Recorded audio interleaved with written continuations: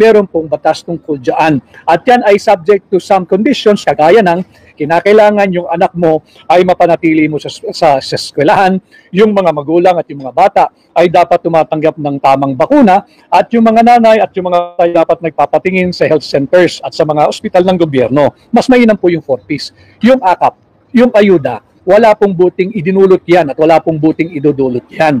By next week, mga kababayan, yung ating mga kasamahan na kasali po sa larangan ng agrikultura, ng pangingisda at ng transportasyon at even the manufacturing, pati mga ordinaryong manggagawa, tataas na naman po ang presyo ng produktong petrolyo pagdating ng linggong parating. Mga tigda 2 piso ho kada litro ang itataas. So ito yung mga bagay na pinabayaan ng sadya ng gobyerno. Yung issue ng inflation. Tingnan po ninyo, meron silang ginagawa na rally ngayon. Malalabanan ba ng rally ng gobyerno itong inflation? Bababa ang presyo ng gasolina at mga produktong petrolyo sa pagrarally ng mga tao ng administrasyon. They're spending the resources of the government for this rally that they're doing today there, somewhere along EDSA. Hindi po yan ang kinakailangan naming mga Pilipino. Ang kailangan namin, pagkain, trabaho, labanan mo inflation, labanan mo corruption, labanan mo ang paglaganap ng illegal na droga, hindi rally. Hindi rally.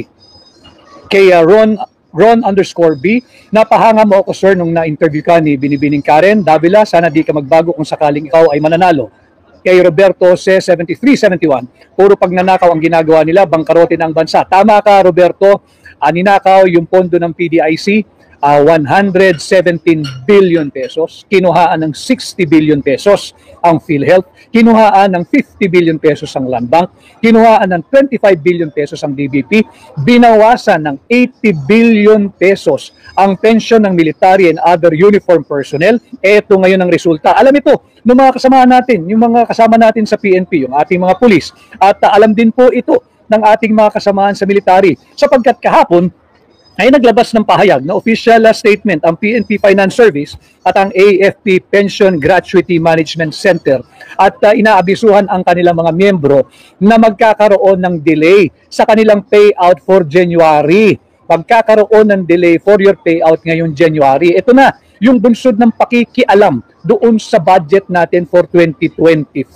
At kagaya po na nasabi ko kanina, kagabi ay nagpulong po kami ni Pangulong Duterte at meron nga po siyang smoking gun upang ipakita sa mamamayang Pilipino na hindi lang yung nalalaman natin, hindi lang yung pagbibigay ng higit na malaking pera sa Public Works over Department of Education, hindi lamang yung pag-zero budget or defunding ng PhilHealth, at hindi lamang yung paglobo ng mga unprogrammed appropriation ang mga kadahilanan kung bakit talagang unconstitutional yung 2025 budget.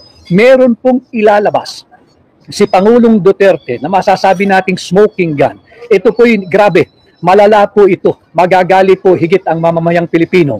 Abangan lang po ninyo doon sa page po ni Mayor Baste Duterte, yung Basta Dabawenyo, ilalabas po yan ni Pangulong Duterte, hindi ko lang maibigay yung detalye sapagkat wala po akong clearance at wala pa po akong liberty. But in time, very very soon, at nakita ko yung galit ni Pangulong Duterte kagabi nung kami nag-uusap at sabi niya ito'y tahasang panloloko sa mamamayang Pilipino. Kaya shout out to Miss Maharlika.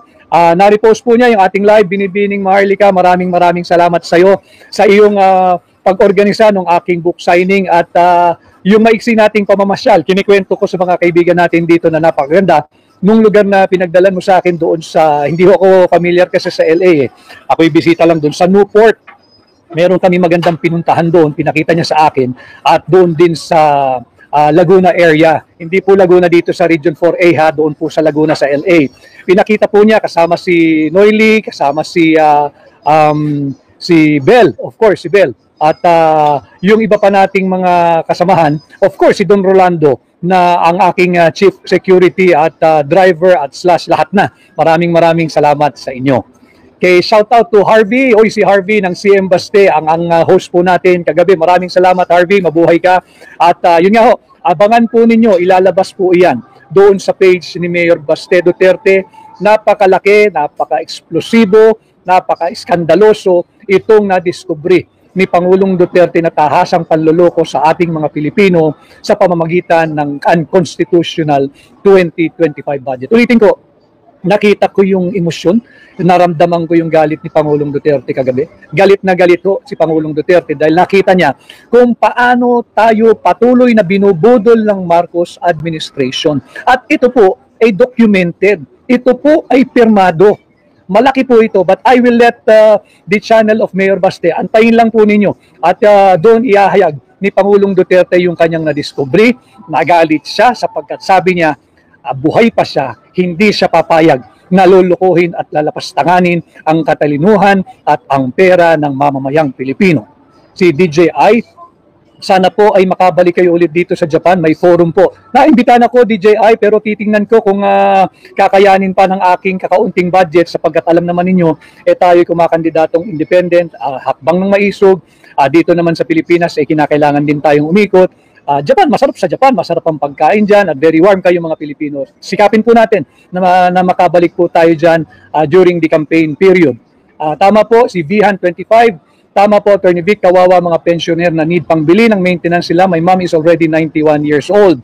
Kay Giano Ann Luis, you set the bar high sa mga susunod na interviewin sa Halalan 2025. Attorney Vic, you got my vote. Salamat po. Obligasyon ko po, duty ko po, at dapat po natin gawin talaga yung ganung uri ng openly nagpapasuri, nagpapasukat, nagpapatimbang sa ating mga mamamayang Pilipino para po makasuri kayo, makapamili kayo kung sino talagang dapat ninyong tulungan at dalhin dyan sa Senado ngayong 2025. Lagi ko po sinasabi, kayo po dito sa aking live, kung sa tingin po ninyo ako'y nararapat at karapat-dapat na pahiramin ang inyong mandato, dalhin po ninyo ako sa Senado at ako po'y maglilingkod ng tapat sa inyo. Subalit, kung sa tingin naman po ninyo, pagkatapos ninyo akong masuri, sukatin at timbangin, ako ay hindi nararapat maging senador ninyo, huwag po ninyo akong iboto, hindi po ako magtatampo, gamitin lang po ninyo sa tama ang inyong kapangyarihan ngayong 2025, pumili po kayo ng mga tamang tao na ilalagay natin sa tamang pwesto. We must all understand what is at stake for our country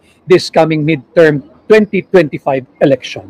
Kay Monet Soge, you have our vote, Attorney Vic Rodriguez. Salamat, super galing niyo po. Salamat po. We are listening in every word you made, sir. Marami pong salamat. At lahat po ng aking kataga, pinag-iisipan ko po yung mga salitang lumalabas sa aking bibig sapagkat pwede niyo pong panghawakan ang aking salita. May mga bagay na mahirap gawin, mahirap tupdin, subalit kahit po mahirap, gagawin ko po iyon. It may take time, pero maaari niyo pong panghawakan ang aking salita. Kay Brian Castrudes, solid PDP, kasama ka, Attorney Vic. Marami pong salamat. Kay Emmy Season Mercurio, vote for you. Maraming salamat. Kay Ariel Ginto, kay Merce Tulin Limpot, kay Patricia Trixie, of course, you're always here. Kay Monru C. Dizon, kay Seds Haven Kenay. Opo, at yan po, tuloy-tuloy po tayo. Atin pong pag-usapan yung problema nga po sa budget. Ito na nga po, dahil pinakialaman at unconstitutional yung budget, naglalabasan na, kumbaga nagpuputo ka na yung napakaraming problema. Nandiyan na po na nagkaka-aberya na yung payout ng PNP. Nagkaka-aberya na yung payout ng AFP. At hanggang sa ngayon, I was told last night na wala pa rin yung printed copy ng GAA. Hindi pa rin lumalabas yung printed copy ng General Appropriations Act. Ito po yung nagiging resulta na ng unconstitutional budget ng 2025. Kay Elizir _#13. Ano po ang masasabi mo na baka mabago yung number mo sa balota? Ako po ay gumawa na ng liham kahapon, inihatid sa Commission on Election at pinahayag ko yung aking posisyon na baka maaari wag nang galawin yung sequencing o yung numbering ng mga kandidatong maapektuhan at idagdag na lang sa dulo yung pinadadagdag ng Korte Suprema. Nang sa ganun, maging fair naman ho sa mga kandidatong maapektuhan. Ako po, katulad ko, sapagkat ako'y walang partido, independent, kumakandidato sa ilalim ng hakbang ng maisog, wala po tayong political party, wala tayong political machinery, wala tayong pondo, at ito'y purely tumatakbo ang kampanya sa volunteerism ng napakaraming Pilipino. Meron na hong mga nagpa-imprenta ng materials na itutulong po nila sa akin at sila ay nangangamba na kakaunti na nga lang yung kanilang maitutulong at may aambag, baka mabago pa yung ating numero. Bagamat wala po ito sa ating control at sa ating kamay, tayo po'y sumulat. Minabuti ko po at minarapat na sumulat sa Commission on Election at ipahayag ang ating posisyon. Meron na pong nangyaring ganito nung way back in 2022 at naging tama yung solusyon ng COMELEC. Hindi man po yun yung best solution, but it's the most practical solution na maaari nilang gawin. And I think it will be fair to all those who will be equally affected and similarly situated like me. But bahala po ang COMELEC kung anong kanilang magiging pahayag at desisyon tungkol dyan. Ulitin ko, yung unconstitutional budget, di po natin titigilan to. In very soon, ay meron pong lalabas na malaking pagpapahayag kung bakit talaga dapat ay hindi pinirmahan ni Bongbong Marcos itong unconstitutional 2025 budget. Pag ito po ay nailabas na ni Pangulong Duterte, yung kanyang ebidensya, dito mo makikita talagang nagsabwatan ang mga miyembro ng Legislative Department, ang mga miyembro ng BICAM, yung Bicameral Conference Committee o BICAM, at ang tanggapan ng Pangulo. Hindi po katanggap-tanggap yung nadiskubre ni Pangulong Duterte. Nagalit po siya dyan kagabi nung kami ay nagpupulong at naramdaman ko yung kanyang emosyon. Galit na galit dahil ito po ay tahasang pambubudol, panloloko, pagsasalaula sa ating mga Pilipino ng Bongbong Marcos administration. Abangan po nyo yan. It will be presented very soon, no less, by President Rodrigo Duterte. Kay Raymond, attorney, kaming mga naniniwala sa iyo ang iyong political machinery. Naniniwala din ako dyan, Raymond, na kayo ang aking tunay na machinery. 10 ng family ko at mga kaibigan. Maraming salamat, Raymond. Kay Bibeng Santos, number 1 ka sa akin, Attorney Vic. Salamat kay Brian Castrudes. Kayo ni Congressman Marcoleta ang una kong hanapin sa balota. Maraming salamat. Mabuting tao rin yan. At I'm looking forward na makasama ko sa Senado si Senador Dante Marcoleta at kami ho ay maglilingkod ng tapat sa inyo. At sa tingin ko, siya ay magiging bahagi din ng tunay at maisog na oposisyon kagaya ko at sasamahan din niya ako sa ating pinamumunuang war on corruption. Kay Nina de la Cruz, salamat sa iyong pagsubaybay. Kay Arnold Diaz, Attorney Vic Rodriguez, single vote ko yan kasama ng pamilya ko at mag-anak ko. God bless, mabuhay ka. Kasama po ninyo si Senador Dante Marcoleta, ang aking kaibigan. Kailangan ko po ng kasama. Si Dino Osente, lahat ng kandidato ng oposisyon at ni Pangulong Duterte, boboto ko. Marami pong salamat.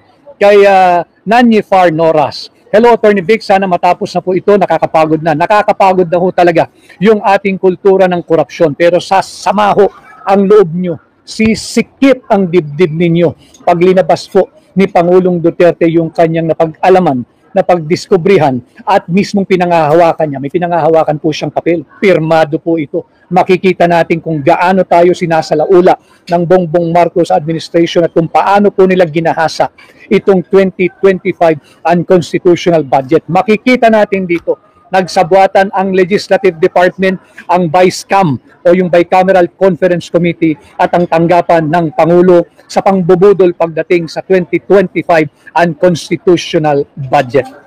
Kay James Bax, I believe you, Attorney Vic, sigurado ka na sa boto ko, pasok na pasok sa iboboto ko ng mga family. Si JC Lacson, ano po background niyo po, Attorney Vic? Ako po ay Pilipino, abogado, maisog. At nandyan naman po yan, open po yan sa Google, open source naman. Magre-research lang mamang po kayo, makikita po niyo yan. Kay Victoria Pabillar King, salamat. Kay at Chaco Zoron, kay Danny Quesada, kay Gina Rehis, kay Vimar Febrero. Maraming salamat po at kay Mario Encina, OFW ako, Attorney Vic, I'll vote for you. Maraming salamat sa iyo. Kay JB San Pedro, kay medyo mabilis lang ho, hindi ako nakakasabay at medyo maliit din.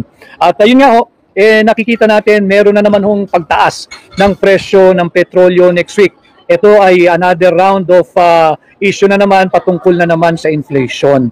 Alam ho ninyo, yung inflation na yan, hindi natin matitigil basta-basta kung hindi pagmumula ng gobyerno yung tinatawag nating austerity program, kung hindi po magkakaroon ng fiscal discipline, kung hindi po maghihigpit ng sinturon ang administrasyon ni Bongbong Marcos at tigilan na yung pagsasaboy ng pera nating mga Pilipino gamit ang AKAP, gamit ang AIEX. Wala pong buting na idudulot yan. Inflationary po iyan. Bukod sa patuloy na pagtaas ng presyong petrolyo, pagkain, magkakaroon daw ng food emergency, maglalagay ng rice ceiling, hindi po yan ang tugon.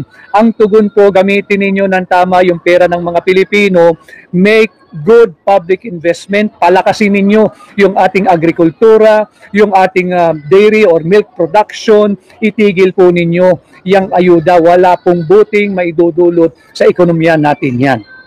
Balitang hopya mani popcorn, sa tingin niyo po ba gumaganti si Bongbong sa mga Pilipino sa nangyari sa kanila in the past? Ganun lumalabas dahil patuloy niyang itinutulak yung tinatawag nating predatory governance or yung predatory governance. Ano po yung predatory governance or predatory government? Ito po yung gusto nilang manatiling mangmang ang sambayan ng Pilipino. Anong patunay? Binawasan po nila ng 31 billion pesos more or less yung education sector. 31 billion pesos yung education sector. Patuloy nilang gusto tayo naghihirap. Ano pong patunay niyan? Yung pagmumudmud nila ng AKAP at AYEX.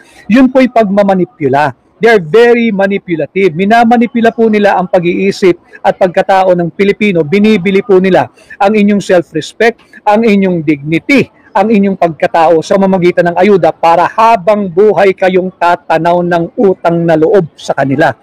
Hindi naman nila pera, yang AYEX at yang AKAP.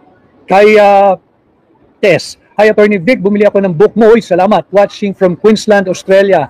Salamat, Tess, sa iyong pagsuporta. Kaya Vince Alfon, attorney campaign kita dito sa Bantayan Island. I will vote for you and my whole family and relatives. Kay Ina Bernal, hello Ina, ipapanalo ka namin Attorney Vic at si Kong Marcoleta. Salamat. Kailangan ko, nakasama si Senador Dante Marcoleta, si Jay Asombrado, Solid Duterte, Davao City, Attorney Vic, marami pong salamat.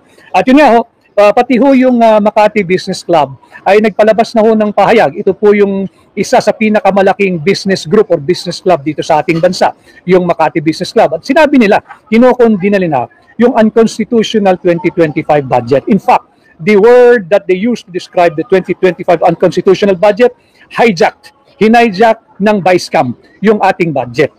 Hindi po ito yung budget na ipinanukala ng Pangulo ng Executive Department at ibang-iba po yung lumabas na anyo ng budget ngayong 2025. Yung budget po ng ating bansa, gagaling po yan sa Executive Department. Yan po ay merong kaakibat na yung NEP, yung National Expenditure Program. Meron po yung budget message ang Pangulo at meron din po yan yung BESF, yung tinatawag nating budget, para hindi po ako magkamali, yung nag-note ako kanina yung tinatawag nating budget source of funding. Opo, yung budget source of funding. Yung budget of expenditure and source of funding. Dito po dapat naglalaro lang yung numero o figura ng ating budget taon-taon. Subalit, ibang-iba yung lumabas na budget for 2025. Hindi po ito yung pinanukala ng executive branch of our government. Tama yung Makati Business Club. Hinijack, ninakaw ng Vice-Cam yung budget for 2025. Kaya po malaking pambubudol, malaking kalokohan. Yung ginawa po nilang drama noong last week, na nagbitiw, tinanggal, inalis, nagdeklarang vacant ang chairmanship ng Appropriations Committee. Huwag po kayong magdiwang doon, wala pong meaning yun. Dahil nanakaw na po nila lahat ng pera natin sa taong 2025. Kaya nga po zero budget ang binigay sa PhilHealth. Kaya yung sinabing bakante na ang chairmanship ng Committee on Appropriation, wala pong ganansya sa ating mga Pilipino yun. Wala pong mabuting kahulugan o meaning yun. Pambubudol po iyon. At bukod po riyan, ilang linggo mula po ngayon ay mag-a-adjourn na yung 19th Congress. Wala nang silbi yung pagiging chairman ng Appropriation sapagkat pagdating po ng 20th Congress, saka lamang babalangkasin at ipapasa yung 2026 budget. Kaya wala na po, drama lang po yun, pambubudol lang po yun, moro-moro lamang po yun. Kaya Emre La Pena, bigas ngayon 70 pesos per kilo, sana yung promise niyang 20 pesos kilo. BBM laki sa pagnanakaw during administration, kaya tutol po yung inyong mensahe. Yun nga yung sinasabi ko, nasa dugo. Kaya ganyan, patuloy ang korupsyon sa ating bansa, nasa dugo, nasa DNA, nasa pamilya. Kaya wag po tayong titigil, maging mapagmasid po tayong higit At wag ho kayong mawawalan ng loob sapagkat si Pangulong Duterte ho ay kaisa pa rin natin. Ako ho ay nakita ko yan personal, magkatabi po kami kagabi, naramdaman ko yung galit niya. Talagang galit na galit dahil patuloy po tayong binubudol ng Marcos administration sa kanyang nakita, sa kanyang nadiskubre, sa kanyang pinanghahawakang napakatibay na ebidensya na linoloko po tayo at talagang unconstitutional yung 2025 budget. Mahihirapan po silang itanggi yun. Isang matinding pangbubudol ang kinakailangan nilang gawin sapagkat pirmado yung dokumentong hawak ni Pangulong Duterte. Then again, kagaya po ng sinabi ko kanina, antayin lamang po ninyo pag inilabas na po sa CM Baste yung hawak pong iyan ni Pangulong Duterte pero talaga pong smoking gun yan. At nakadetalye, merong halaga at merong mga personalidad kung sino ho ang dapat managot at pinirmahan po ito ng iba't ibang personalidad. Malaki po ito. Antabayanan po nating lahat dahil ako'y interesado rin na ito po'y mailabas na ni Pangulong Duterte at wag ho kayo mag-alala. Nagbanggit po siya kagabi, ilalabas po niya. Yang dokumentong yan, ipakikita niya sa inyo, magre-report po siya sa inyo at ipapahatid niya sa inyo yung piece of evidence na hawak niya na napakatibay, may pangalan at pirmado nung may mga pangalan. Makikita ninyo, araw-araw tayong binubudol ng Marcos administration. At kay Arlene Dizon, saan po pwedeng bumili ng libro ninyo? Arlene Dizon, available po ito sa lahat ng branches nationwide ng Fully Book. At speaking of Fully Book, patuloy po tayong nakakakuha ng magagandang reviews doon po sa mga bumibili sa Fully Book. Marami pong salamat. So bantayan po natin yung ating budget at alam ko may mga grupo na ho na naghahanda na pagsampahan ng kaso diyan sa Korte Suprema. Nagkukumpleto lang ho ng mga attachment or annexes dahil napakahirap kumuha ng mga dokumento kagaya ng hawak ni Pangulong Duterte para isubmit doon sa petition para labanan at i-challenge yung constitutionality ng 2025 budget. Kay Kirit Dan at 6, Sir, ang leader natin mayaman na sa mayaman. Bakit pinagpaguran namin manggagawa kinuha ang PhilHealth? Yun nga ho ang nakakasama ng loob. Kagaya nga po nung sinabi ko doon sa aking interview ng isang araw, nasaan ang puso ng Marcos administration? Bakit pati pera ng mga ordinaryong Pilipino sa PhilHealth pinagkait ninyo? Hindi nyo pera yan. Pera yan ng mga manggagawa. Pera yan ng sambayanang Pilipino. At ngayon nung araw ng Sabado, kagaya po last Saturday, sinamahan ko po kayo sa inyong paghahanda for the weekend. Yung iba siguro ay papunta pa lamang ng palengke, medyo late na. Yung iba naman siguro nagluluto na ng pananghalian. Sinamahan ko po kayo next week. Malungkot, sasalubungin po tayo ng pagtaas ng presyo ng mga produktong petrolyo. Mag-ingat po kayo, pangalagaan po ninyo ang inyong kalusugan sapagkat alam naman ninyo, mahal magkasakit. Bawal magkasakit dahil zero budget ang ating PhilHealth. Muli ho, pakiusap ko, ako ho'y patuloy na makikipag-ugnayan sa inyo. Antabayanan po ninyo yung ilalabas na dokumento ni Pangulong Duterte. Malaki po iyon. Abangan po ninyo, sigurado po ako na ilalabas yun ni Pangulong Duterte. We just have to be patient.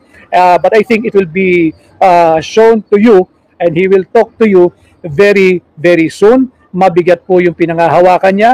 May figure, may pangalan, pirmado. Sumuli ho, ako po, ang inyong kaibigan, Attorney Vic Rodriguez, nakikiusap na sana ho'y tulungan ninyo, mangampanya, ipakilala ninyo sa inyong kamag-anak at ngayong 2025 sa May 12, tulungan po ninyo ako, maghatid po tayo ng bago sa Senado dahil ngayong 2025, posible ang pagbabago.